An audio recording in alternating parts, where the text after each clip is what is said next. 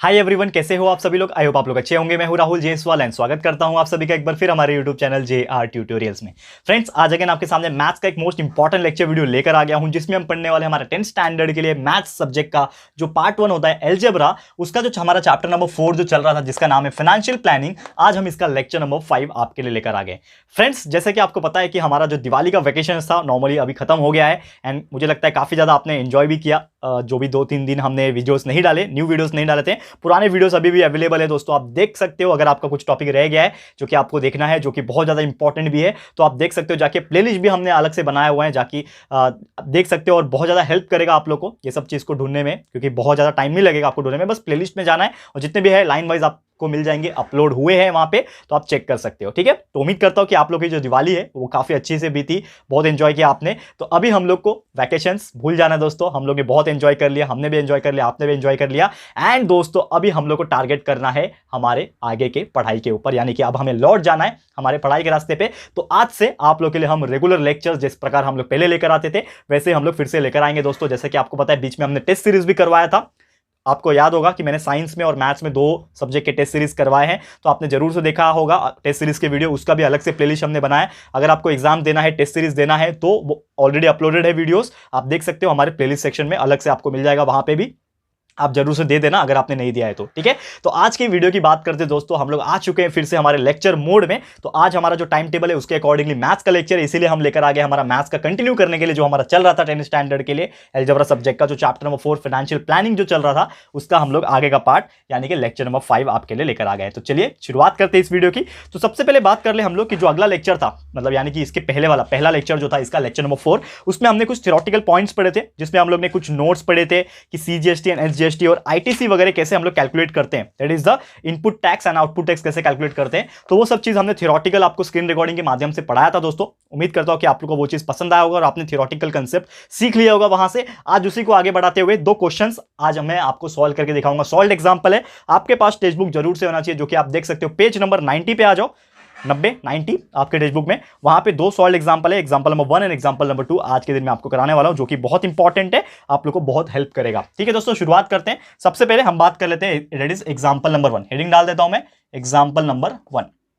Okay, तो चलिए शुरुआत करते हैं। क्या बोला है क्वेश्चन में, आपको सबसे पहले क्वेश्चन रीड करके दिखाओ कि mister Rohit is a retailer, he paid GST of 6500 at a time of purchase. यानी कि जो मिस्टर रोहित है वो रिटेलर है, दुकानदार एक समझ सकते हो आप। उन्होंने GST 6500 का GST भरा परचेस के दौरान, एंड उन्होंने GST कलेक्ट किया 8000 का सेल के दौरान, यानी कि जब खरीदा तो बेचा जब 6500 का, एंड जब खरीदा 8500 के टाइम। ठीक है, तो हमें पूछा है find his input tax and output tax. तो दोनों टैक्स निकालना है, सबसे पहले इनपुट टैक्स निकाल लेंगे, फिर आउटपुट टैक्स निकाल लेंगे, ये हो जाएगा। फिर हमें पूछा है what his input tax credit, ITC जिसको बोलते हैं, मैंने आपको सिखाया था किस तरह निकालते हैं, इसके पहले वाले लेक्चर में जरूर से देखा होगा आपने। तो ITC भी निकाल लेंगे, यानी कि इनपुट टैक्स क्रेडिट भी निकाल लेंगे, ये पूछा है। फिर हमें पूछा है कि कितना टोटल GST उसको भरना पड़ा, पेएबल GST, और हेंस हमें उसका CGST और SGST कितना लगेगा, ये हमें निकालना है। तो काफी लेंथी क्वेश्चन है, देख सकते हो आप कि अगर आपने ये क्वेश्चन सीख लिया ना, जो मैं आपको कराऊंगा अभी एग्जांपल नंबर 1, इसी में एक क्वेश्चन में 4 क्वेश्चन है और चारों अलग अलग तरीके से पूछा है इसमें।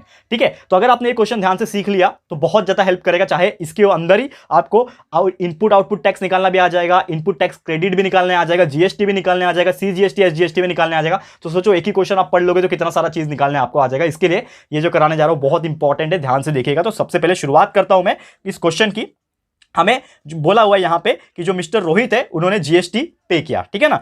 तो GST पे किया, तो सबसे पहले हम लोग यहां पे निकालेंगे हमारा input tax and output tax. तो यहां पे बात करें, अगर आउटपुट टैक्स जो है नॉर्मली, ठीक है, और इनपुट टैक्स की अगर बात करें तो वो कितना हो जाएगा, तो जो GST उसने भरा वही रहेगा उसका इनपुट टैक्स, आउटपुट टैक्स वही रहता है। तो सबसे पहले हम लोग निकालेंगे इसका आउटपुट टैक्स। ठीक है, तो आउटपुट टैक्स क्या होता है दोस्तों, आउटपुट टैक्स मतलब ये होता है कि जब भी कोई सेल करता है, सेल मतलब क्या होता है, बेचना, तो जब भी वो चीज बेचता है तो वो टाइम पे जो भी उसने GST भरा होगा वही उसका आउटपुट टैक्स होता है। यानी कि हम लोग लिख सकते हैं, एक थ्योरेटिकल पॉइंट यहां पे ऐड करना पड़ेगा, output tax is nothing but tax collected at the time of sale. यहां पे आपको लिखना पड़ेगा कि जो भी आप सेल के दौरान टैक्स कलेक्ट करते हो वही होता है इसका आउटपुट टैक्स। तो tax collected at the time of sale, ठीक है ना, जब भी आप बेचते हो सेल करते हो तो वो टाइम पे जो भी टैक्स कलेक्ट होता है उसी को हम लोग आउटपुट टैक्स बोलते हैं। तो यहां पे ऑलरेडी क्वेश्चन में ही बोल के रखा है ना कि उसने जो है 8,000 जीएसटी को कलेक्ट किया सेल के दौरान, तो यानी कि 8,000 क्या हो जाएगा, उसका आउटपुट टैक्स हो जाएगा। तो आगे आपका आंसर फर्स्ट का दैट इज RS 8,000। ठीक है, 8,000 आ गया पहले का आंसर, ये हो गया आउटपुट टैक्स। सेकंड इसमें पूछा है इनपुट टैक्स, तो इनपुट टैक्स भी सेम वैसे ही होता है। इनपुट टैक्स क्या होता है, इज इक्वल टू जो भी आपका जो टैक्स होता है जब हम लोग पे करते हैं eight the time of purchase, यानी कि जब चीज कुछ खरीद रहे हैं हम लोग, तो वो टाइम पे जो जीएसटी भरा जाता है, जो टैक्स भरा जाता है, वही होता है हमारा इनपुट टैक्स। तो यहां पे हम लोग लिख सकते हैं tax paid eight the time of purchase, tax paid eight the time of purchase, जब भी हम लोग परचेस के दौरान कुछ जो टैक्स है या फिर जीएसटी जिसको बोलते हैं वो भरते हैं, वही हमारा इनपुट टैक्स होता है। तो यहां पे भी क्वेश्चन में बोल के रखा था कि जो मिस्टर रोहित था उन्होंने भरा कितना जीएसटी भरा, 6,500 रुपया भरा eight the time of purchase. तो यहां पे जो इनपुट टैक्स हो जाएगा वो कितना हो जाएगा, RS 6,500 रुपीज। क्लियर है, ये दो चीज आपको क्लियर हो गया। क्वेश्चन में ही आंसर छुपा था लेकिन उसको आइडेंटिफाई करना आना चाहिए दोस्तों, और वो कब आएगा, जब आपके कंसेप्ट क्लियर होंगे। और जैसा मैंने आपको पढ़ाया है इसके पहले वाले लेक्चर में, तभी आपके कंसेप्ट क्लियर हो गए होंगे और ये वीडियो देख के भी आपको हर चीज क्लियर हो जाएगा। दो चीज हो गया। तीसरा चीज पूछा, हमें पूछा इसमें ITC निकालना है, यानी कि इनपुट टैक्स क्रेडिट। तो इनपुट टैक्स क्रेडिट जिसको हम लोग बोलते हैं नॉर्मली, तो वो क्या होता है, एक तरीके से जो हमारा इनपुट टैक्स होता है वही होता है इनपुट टैक्स क्रेडिट। तो यहां पे हम लोग बोल सकते हैं कि जो ITC जो मेरा हो जाएगा वो भी क्या हो जाएगा, ठीक है, ITC वो भी क्या हो जाएगा, 6,500 हो जाएगा, जो कि सेम होता है हमारे इनपुट टैक्स से। ठीक है, तो ITC इज ऑल्सो 6,500 रुपीज। अब यहां पे जीएसटी कितना भरना पड़ा उसको, टोटल पेएबल जीएसटी। ठीक है, तो यहां पे फोर्थ वन जो है पेएबल जीएसटी, कितना उसको जीएसटी भरना पड़ेगा या फिर पड़ा होगा, तो वो कैसे निकालेंगे। जो पेएबल जीएसटी रहेगा वो हमारा क्या रहता है, आउटपुट टैक्स, यानी कि जब उसने बेचा होगा आउटपुट टैक्स, वो टाइम पे उसको ITC से माइनस कर दो, आपका मिल जाएगा। ये सब फॉर्मूलाज है, आपको लर्न करना होता है, तो फॉर्मूला से आप लर्न कर लोगे तो आपको सब कुछ आ जाएगा, जो कि आपको कहां से सीखने मिलेगा, इसके पहले वाला लेक्चर नंबर 4 देख लेना, बहुत इंपॉर्टेंट है। ठीक है, तो यहां पे क्लियरली बोल सकता हूं कि पेएबल जीएसटी अगर आपको निकालना है तो आपको बस वही करना पड़ेगा, आउटपुट जो आपका टैक्स था उसको माइनस कर दो ITC से, आपका आंसर आ जाएगा। तो आउटपुट टैक्स कितना है, 8,000 है, माइनस कर दो ITC 6,500 है, आ जाएगा आपका आंसर कितना है, 1,500। ठीक है, तो ये आ गया आपका पेएबल जीएसटी। और आपको अलग से निकालने बोला है लास्ट में, CGST निकालो और SGST निकालो। तो वी नो दैट पांचवा जो है हमारा, इसमें हम लोग को CGST एंड SGST आपको निकालने बोला है। तो वो क्या होता है, पूरे जीएसटी का आधा, दैट इज GST बटे 2, तो 1,500 divide by 2 is equal to 750 rupees. आ गया आंसर।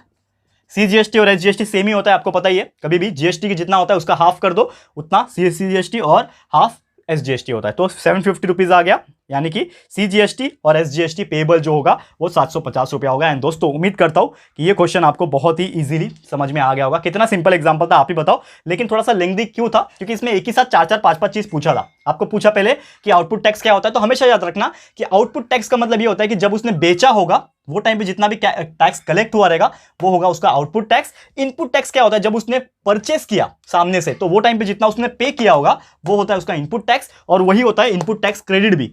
हो गया। अब हमें अगर जीएसटी निकालना है, जितना जीएसटी भरा होगा पेएबल जीएसटी, उसके लिए हम लोग को क्या करना होता है, जो भी आउटपुट टैक्स होता है उसको आईटीसी से माइनस कर दो। ये फॉर्मूला आपको याद रखना है, आपका आंसर आ जाएगा। और लास्ट में सीजीएसटी या जीएसटी निकालना तो बहुत पहले से सिखा रहा हो आपको, जीएसटी को 2 से डिवाइड कर देने का हमारा जो आंसर है वो आ जाएगा। ठीक है, तो उम्मीद करता हूं कि ये पहला जो एग्जाम्पल था हमारा आपको क्लियर हो गया होगा। बहुत सिंपल सा एग्जाम्पल था और ऐसे एग्जाम्पल एग्जाम में अक्सर पूछे जाते हैं। ओके, तो अब बढ़ते हैं हमारे एक और एग्जांपल आज मैं आपको कराना चाहता हूं, जो कि है एग्जांपल नंबर 2। जस्ट उसके नीचे ही आप देखोगे बहुत सिंपल एग्जांपल है, इसको भी आज कर लेते हैं, फिर आज का लेक्चर को स्टॉप करेंगे। ठीक है, तो फटाफट से मैं क्या करता हूं, इसको रफ कर लेता हूं, तब तक हम लोग एग्जांपल नंबर 2 डिस्कस करेंगे। ओके, तो फटाफट से देख लो एग्जांपल नंबर 2 क्या बोला है। आपके पास टेक्स्ट बुक जरूर से होगा दोस्तों, ठीक है, और बहुत इंपॉर्टेंट हो जाता है टेक्स्ट बुक साथ में रखना, क्योंकि दो चीज एक ही साथ हम मैनेज नहीं कर पाएंगे, टेक्स्ट बुक भी और वीडियो भी। तो आप टेक्स्ट बुक बाजू में रखिए, आपके पास टेक्स्ट बुक जरूर से आपने परचेस किया होगा, और यहाँ पे वीडियोस आप देखोगे तो दोनों एक साथ आपको जो है वो मिल जाएंगे। ठीक है दोस्तों, तो शुरुआत करते हैं हमारे इस पर्टिकुलर एग्जाम्पल नंबर 2 की। ओके, तो क्या बोला एग्जाम्पल नंबर 2, देख लेते हैं इसको। मिसेस जे, ठीक है ना, MSJ केमिकल्स है, ठीक है ना, जो एक कंपनी का नाम है। ठीक है, एग्जाम्पल नंबर 2 है, हेडिंग डाल देते हैं। ठीक है, क्वेश्चन एक बार रीड करके दिखा दूं। Miss J chemicals purchase a liquid soap, साबुन आता है liquid soap, having taxable value of 8,000 and sold it to customers for the taxable value of 10,000।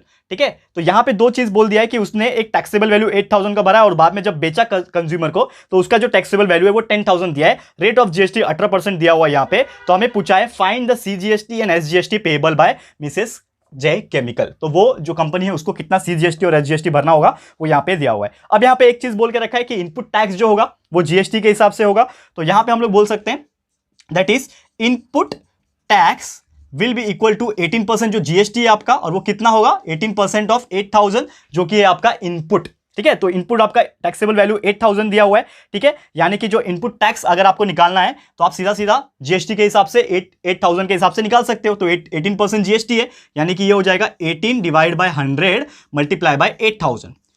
2 0 cancel, 2 0 यहां पे cancel, 18 multiply by 8 is nothing but आपका value मिल जाएगा यहां से 1440। ठीक है, तो आपका इनपुट टैक्स यहां से मिल गया। Input tax is equal to 1440 rupees. एक चीज मिल गया यहां पे इनपुट टैक्स। ठीक है, वैसे हम लोग आउटपुट टैक्स निकाल सकते हैं। ओके, तो आउटपुट टैक्स क्या होता है आपको पता होगा दोस्तों। Output tax is equal to, अगर आपको कोई कैलकुलेट करने के लिए पूछेगा कि आउटपुट टैक्स कितना होता है, तो हमने कितना भरा यहां पे 10,000। ठीक है ना, कंज्यूमर को जो बेचना हमने तो उस दौरान कितना भरा 10,000 भरा, तो उसका 18%, तो 18% ऑफ क्या हो जाएगा 10,000 हो जाएगा। निकाल लो कितना हो जाएगा, is equal to 18/100 multiply by 10,000। ठीक है, 2 0 यहां पे 2 0 कैंसिल।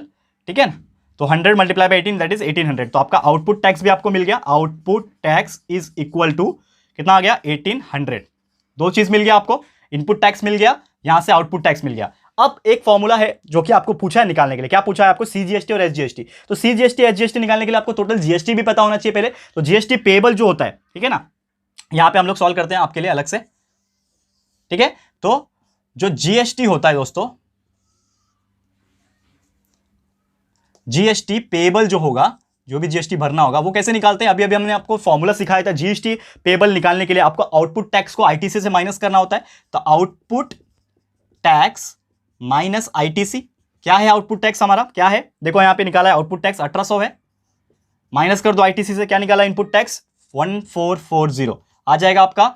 जीएसटी कितना आ गया 1800 अपॉन माइनस 1440 इज 360। जीएसटी आपको मिल गया 360, लेकिन आपको सिर्फ जीएसटी निकालना था क्या, नहीं, आपको निकालना है सीजीएसटी और एसजीएसटी। तो सीजीएसटी कितना होगा, सीजीएसटी कितना होगा, ये 360 जो है इसका आधा, तो 360 divide by 2 that will be equal to 180 rupees. यह आ गया आपका सीजीएसटी। और एसजीएसटी जो होगा वो भी सेम होगा 360 का आधा।